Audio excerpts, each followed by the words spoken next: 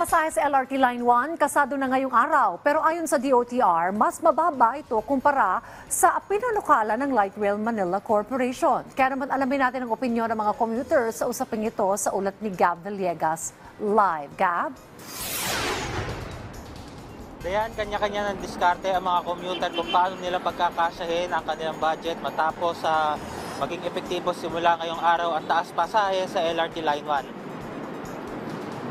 Sikit na sumasakay ng LRT mula Monumento, magbabawas muna ng binibili na sa tingin niya ay hindi naman masyado kailangan. Wala akong choice kasi first time ko, nagulat na lang ako nung nagbayad kami.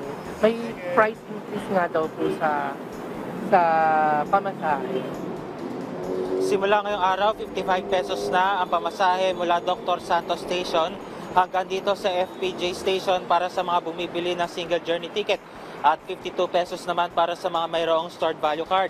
20 pesos naman ang minimum fare para sa mga gumagamit ng single journey ticket at 16 pesos naman para sa mga stored value card holders.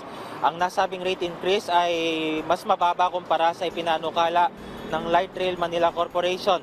Ayon sa Department of Transportation, long overdue na ang nasabing fare adjustment at kinakailangan rin itong tiyakin ang operational viability ng linya at para masustain ang mga kinakailangang upgrade para na rin sa pagpapahaba ng linya patungong Cavite sa ilalim ng kasalukuyang public-private partnership contract.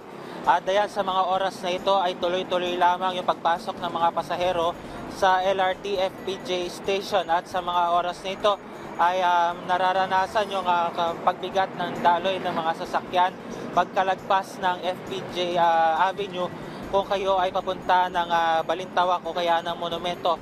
Habang yung mga papunta naman ng South tulad na lamang ng Cubao, Alabang o Makati ay mararanasan itong pagbagal ng daloy ng mga sasakyan pagkarating do sa tapat ng SM North EDSA. At yan muna latest, balik sa Dayan.